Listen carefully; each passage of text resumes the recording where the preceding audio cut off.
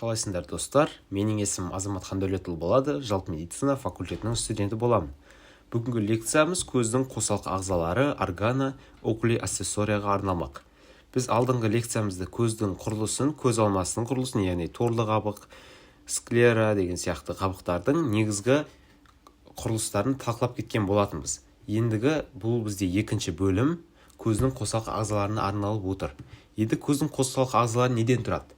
Көздің қосалқы ағзалары негізгі көз алмасы бұлшықеттерінен, міне суретте көріп отқанымыздай, және көз жасы аппараттарынан, яғни қалай айтсақ болады, көз жасын бөлетін аппараттар, көз нервтері қабылдаған ақпаратты алып кететін, яғни ми қыртысына апаратын жүйкелерді айта аламыз. Міне мына жерден көреміз, міне көз нервтері және қабақтан тұрады. Оны келесі слайдтан көретін боламыз. Енді көз алмасы бұлшықеттерін талқылайтын болсақ, бізде көз алмасы бұлшықеттері негізгі көздің ақ қабығына жанасып жатады. Міне көретін болсақ, ақ қабыққа көз бұлшықеттері жанасып жатыр. Мына бізде 4 бұлшықет, тік бұлшықет, 4 тік бұлшықетті ажыратамыз, 2 қиғаш бұлшықетті, міне, және 1 қабақты көтеретін жоғарғы бұлшықетті ажыратамыз. Енді осы бұлшықеттердің әрқайсысының өзінің нервтері болады, яғни соларды жүйкелендіретін, ақпаратты жеткізетін нервтері болады. Осыларды талдай кетсек, енді бірінші бізде көздің жоғарғы, яғни мускулус ректус супериор, жоғарғы тік бұлшықеті, мускулус ректус медиалис, медиалды тік бұлшықеті, және мускулус ректус инфериор, көздің төменгі тік бұлшықеті. Және осылармен қоса бізде төменгі қиғаш бұлшықеті және жоғарғы қабақты көтеретін бұлшықет мускулус леватор пальпебра супериористі бізде көз қимыл нерві, яғни латыншасы нервус окуломоторис, яғни бас ми нервін есімізге түсіретін болсақ, соның үшінші жұп бас ми нерві арқылы жүйкелендіріледі. Келесі кезек бізде жоғарғы қиғаш бұлшықет мускулус облигус супериор. Бұны бізде шығыршық нерві нервус трохлеарис жүйкелендіреді. Бұл бізде бас ми нервінің 4-ші жұбы болып саналады. Келесі латеральды тік бұлшықет. Латеральды тік бұлшықетті нервус абдуценс, әкететін нерв. Яғни не үшін әкететін деп тұр? Себебі көзді жан-жаққа әкетеді. Мысалы, алып қарайтын болсақ, мынау көз. Көзді алып қарайтын болсақ, мына көз бізде оң көз. Себебі мына жақта мұрын тұр. Оң көз, латеральды бөлігі міне мускулус ректус латералис. Осы мускулус ректус латералисті оң жаққа қарай алып кетеді. Яғни жүйкелендірген кезде. Мысалы, оң көзді оң жаққа, сол көзді сол жаққа деген сияқты. Ал медиалды бұлшықеттер бізде көзді қалай айтсақ болады, оң бұлшықетті солға қарай, сол көзді мысалы оң жаққа қарай жылжытады десек те болады. Ал жоғарғы төменгі бұлшықеттер аттас жаққа қарай бұрады. Келесі көз жасы аппараты, яғни көз жасын бөлетін бездерді атайды екенбіз. Көз жасы бездері бізде қайда орналасады? Міне жаңылда айтып кеттім ғой мен, көздің латеральды бұлшықеті мына жақта орналасады, яғни латеральды бөлігінде көздің сырт жағында, ал медиалды бұлшықеті мына іш жағында орналасады. Енді көз жасы аппараты негізі бізде 2 бөлігі болады екен. Оның латыншасы гландула лакрималис. Ал 2 бөлігі осы бізде ос фронтали, маңдай сүйектің астында жатады. Яғни парс орбиталис және парс пальпебралис. Парс орбиталис ол бізде көз ұялық бөлігі, яғни көз ұясының бөлігі деп айтсақ болады. Ал парс пальпебралис бұл қабақтық бөлігі, яғни қабаққа жақын жатады. Қазір талқылайтын боламыз оны толығымен. Енді көз жасы безінен бізде негізінен көздің жасы бөлінеді екен. Осы бездер арқылы бұл латеральды бөлігінде жаңылдегі ос фронталияның астында орналасып жатады. Ал мынау бізде эпителий, дерма, гиподерма сияқты қабаттардан тұрады. Енді осы бөлінген көз жасы бізде көзді жұмған кезде, яғни қабақтар жұмған кезде көздің бөліктерімен жылжиды. Яғни мына бізде ақ қабық, мына жерде нұрлы қабық, оның ортасында қара шықты көріп тұрмыз. Енді ақ қабықтың бұлай көз жасы безі бөледі. Осылай бізде папилла лакрималис, көз жасы емізгішесі, яғни бізде көзімізге бұлай ұстап көретін болсақ, негізінен томпайып тұрған затты көреміз. осы томпайып тұрған зат негізінен бізде көз жасы емізгішесі папилла лакрималис деп аталады. Оның өзінің екі бөлігі бар, жоғарғы және төменгі бөліктері. Мына жерде жоғарғы, міне төменгі бөлігі, осы екеуінің арасында бізде карункула лакрималис орналасады. Ал карункула лакрималистен бізде мына каналикула лакрималис деген ол бізде үшелері, яғни көз жасының өзекшелері. Көзден бөлінген жаңағы сұйықтықтар бар ғой, негізгі сұйықтықтар. Сол сұйықтықтар бізде міне келеді, жаңелдегі карункула лакрималис арқылы өтіп, мынау жоғарғы және төменгі каналикула лакрималис көз жасы өзекшелеріне түседі.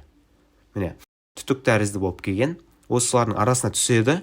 Солайша бұлар қабылдап алып, саккус лакрималис, міне саккус лакрималис деген осы көз жасын бір жерге жинайды. Яғни көз жасын бір жерге жинап, солай бізде мысалы мұрнынан қалай суағады, мысалы грипп кезінде, ауру кезінде мысалы мұрнынан суағады, сол мұрнынан суағуы негізі осы көз жасынан бөлінген безге де байланысты болып келеді. Міне қазір көрсетем. Міне саккус лакрималиске жиналады. Көз жасы безінен бөлінеді, осылай былай келеді. Осылай келген кезде мынау жаңылдегі карункула лакрималис арқылы былай кетеді. Каналикула лакрималис көз жасы өзекшелері, көз жасы өзекшелерінің жоғарғы және төменгі беттері бар. Қапшыққа келіп жиналады. Қапшыққа келіп жиналып, міне дуктус деген бұл бізде түтік деп аударылады. Яғни насо лакрималис, дуктус насо лакрималис, міне мұрын, насо мұрын, лакрималис без, көз жасының безі. Яғни мұрын көз жасы түтігі. Екеуін бір-бірімен жалғап тұратын түтік. Бұл түтік бізде міне миатус нази инфериорға ашылады екен. Яғни мұрынның төменгі жолы. Миатус жолы, нази мұрын инфериор, төменгі мұрын жолына ашылады. Осылайша бізде мұрыннан грипп кезінде суағады, сол себепті мұрыннан суағады екен. Енді міне мұрынды талдай кететін болсақ былай. Миатус нази инфериор, төменгі жолы. Міне мынау бізде қалқасы, төменгі қалқасы конха назалис инфериор, ортаңғы қалқасы мұрынның конха назалис медиа және бұдан жоғарғы жақта орналасқан мына жерлерде примерно конха назалис супериор орналасқан. Келесі слайдты ашам. Енді жоғарғы қабақ. Енді қабақты жаңелде талқылаймыз дедік. Енді қабақ не үшін керек? Яғни бұл бізде қабақ негізінен алдынан көз алмасын шектеп тұратын терінің қатпары. Яғни терінің қатпары дегенде жалғасы деп атасақ та болады. Яғни бұл қабақтың терісіне бізде келіп жаңелдегі кірпіктер жалғанады екен. Яғни қабақ бізде жоғары жағынан мына жерлерде қаспен шектеледі. Жоғарғы жағында қабақтың өзінің екі қабақ болып ажыратылады. Міне жоғарғы қабақ және төменгі қабақ, міне көрсетіп қойғандай төменгі қабақ. Осы екі қабақ арқылы бізде көз жабылып тұрады. Осы қызметтер бізде қабақ атқарады екен. Бірінші санмен көрсетілген ол бізде жас шығаратын без, жаңағы айтып кеткен. Келесі жас шығаратын без. Жас шығаратын бездің бізде негізге жаңелдегі бездер көз жасы безін бөлетін болды. Енді осы жас шығаратын безді мына жерден көріп тұрмыз, Енді жас шығаратын безді көріп тұрмыз. Жас шығаратын бездің мына ақ қабыққа былай міне бөледі. Бөлген кезде мына қабақ жабылады. Қабақ жабылған кезде мына былай қарай жылжиды. Міне стрелкамен көрсетіліп қойған. Осы стрелка арқылы былай ақ қабық арқылы жылжиды. Ақ қабықтан жылжып жаңадегі екі санмен көрсе қалта қапшыққа саккус лакрималиске түседі. Саккус лакрималистен міне мұрынға қарай жаңадегі мұрынмен байланысқан жас өзегіне дуктус насо лакрималиске түседі. Осылайша миатус акустикус инфериорға түсіп, солай бізде мұрынның су ағады десек те болады. Мына бізде қарашық, ортасындағы оны қоршап жатқан негізінен нұрлы қабық және ақ қабық. Жаңағыдегі бұлшықеттер бекінеді. Міне мына жерден көрсек болады. Негізгі бұлшықеттер бекініп тұрған ақ қабық. Негізгі есте сақтайтын нәрсе, қабақтың екі бөлігі бар, жоғарғы және төменгі. Palpebra superior et inferior. Келесі, біз жарықты қалай қабылдаймыз? Мұның бәрін мен алдыңғы лекцияда айтып кеттім. Яғни торлы қабыққа барады, ол торлы қабыққа барып көз нерв арқылы ми қыртысына барады деген сияқты. Енді тағы да қайталап кетейін. Келесі бізде көз алмасының білігі немесе көру білігі, яғни аксис bulbi, аксис оптикус. Яғни жаңа талдап кеткен мынау жоғарғы тік бұлшықет және төменгі тік бұлшықеттер. мына жерде көру білігі, көз алмасы білігі және 2 мм. Енді осыны талдайтын боламыз. Бізде конъюнктива, бұл да қосалқы ағзаларына кіретін негізгі көз алмасының. Енді бізде жарық мөлдір қабықтан кіреді.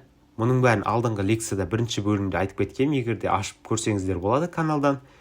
Мөлдір қабық арқылы жарық кіреді ішке. Алдыңғы камера, мына жақ артқы камера. Солай көз бұршақ оны жарықты өзгертеді. Жарықты өзгертіп шыны тәрізді денеге жібереді. Шыны тәрізді денеден бізде мынау орталық шұңқырға барып түседі. Фовея централис немесе макула деп аталады. Яғни сары дақ. Мына жерде бізде соқырдағы орналасады, көру дискісі деп аталады, немесе орталық дискісі. Бұл жерде бізде ешқандай да жарықты сезе алмаймыз. Бұл бізде торлы қабықтардан негізгі ганглиозды жасушалардың аксондарынан жиналған негізгі нерв болып табылады. Көру нерв дегеніміз ол нервус оптикус. Бұл бізде орталық жүйкесінде қыртысты бөлімдерге барады. Енді осы көру білігі бізде 21-75 мм құрайды, ал көз алмасы білігі 24 мм. Көз алмасы білігі көру нервінен 2 мм арақашықта орналасады. Көру білігі негізгі орталық шұңқыр, міне, торлы қабықта орналасқан орталық шұңқырдан мына мөлдір қабықтың сыртына дейін. Ал көз алмасы білігі мөлдір қабықтың сыртынан мынау склеран немесе ақ қабықтың сыртына дейін кетеді. Немесе көру нервінен 2 мм жерде орналасады деп айтсақ та болады. Жарықтың сынуы немесе рефракция. Оптикалық сәуленің екі ортаны бөлетін шекарадан өткен кезде таралу бағытының өзгеруі. Міне, осыны айтсақ болады. Бұл бізде жарықтың сынуы немесе рефракция деп аталады. Келесі. Көз алмасының оптикалық білігінің өзгерісі. Эметропия, миопия, гиперметропия. Бұл оптикалық білігі дегеніміз не? Жаңелде айтып өткен көз білігі, көз алмасының білігін осы жерде қарастырсақ болады. Міне, эметропия дегеніміз бізде көздің жақсы көруі. Кәдімгі адамдарды негізі эметропия деп аталады. Бұлар ауру емес. Просто жаңелдегі мынау көз бұршақтың пішінінің өзгеруі. Адамда минус немесе плюс белгілерінің пайда болуы.